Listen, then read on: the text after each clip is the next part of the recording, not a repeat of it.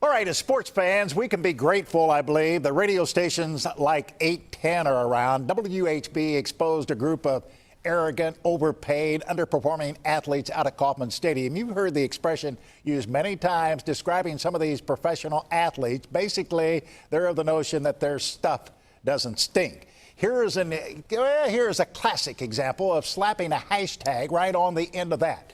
It involves several Royals who decided to boycott 810.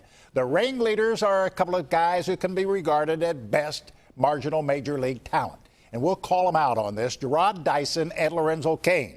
They've convinced their buddies in the locker stalls next to them not to talk to 810.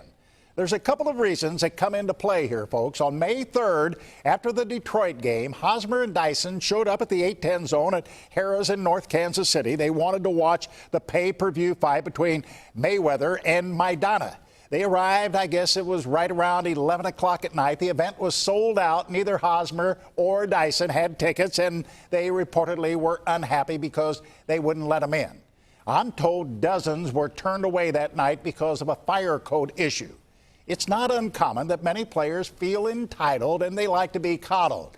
The incident at the 810 zone took place 3 weeks ago, but appears to be the culmination of locker room incidents that led to the 810 boycott.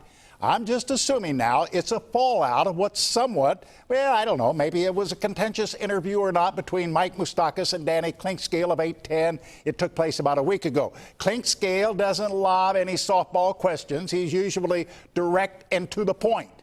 In this day and age, players don't like that. And let's just call it the way it is. Some of these guys are spoiled and nothing more than a bunch of clubhouse crybabies. That's it. That's Jack Smack.